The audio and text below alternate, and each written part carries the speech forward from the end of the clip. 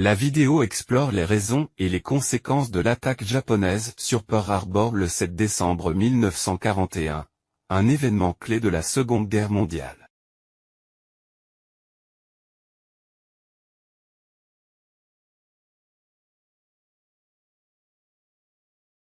Le Japon avait une longue histoire d'expansionnisme et de conflits réussis, notamment contre la Chine en 1937 où ils occupèrent Nankin et perpétrèrent un massacre.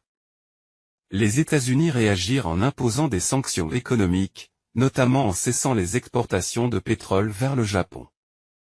En réponse, le Japon, allié à l'Allemagne et à l'Italie, cherchait un moyen de démontrer sa force et de dissuader les nations occidentales d'interférer dans ses affaires.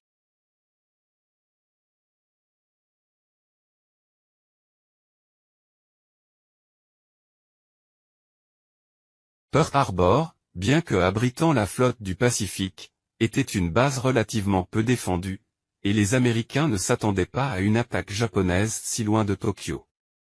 L'amiral Yamamoto, qui avait étudié à Harvard et connaissait bien les États-Unis, planifia l'attaque pour affaiblir l'ennemi suffisamment pour que les Américains reconnaissent la souveraineté japonaise et ses conquêtes militaires.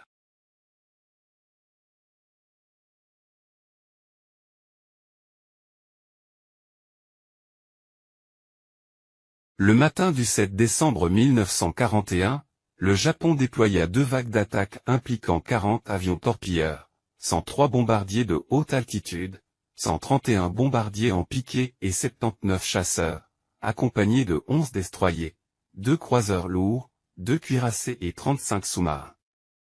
L'attaque réussit à détruire 4 cuirassés, endommager 15 autres navires, et mettre hors service plus de 300 avions américains, causant la mort de 2403 militaires et civils.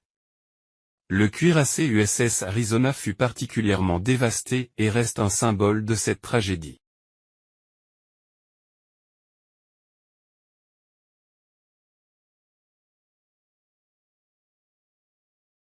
Cependant, l'attaque ne détruisit pas complètement la flotte du Pacifique car les porte-avions américains étaient en mission ailleurs. De plus, de nombreuses installations clés ne furent pas touchées.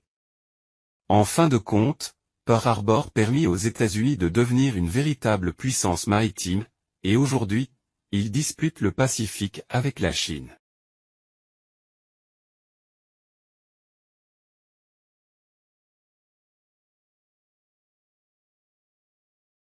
La vidéo aborde également des théories controversées selon lesquelles les États-Unis savaient à l'avance de l'attaque imminente et l'auraient permise pour justifier leur entrée en guerre. Si Pearl Harbor n'avait pas été attaqué, le Japon aurait pu renforcer sa position en Asie et dans le Pacifique, rendant l'entrée en guerre des États-Unis plus tardive et plus difficile. Roosevelt aurait pu perdre les élections de 1944 face à une faction isolationniste, et les États-Unis ne seraient peut-être pas devenus une superpuissance.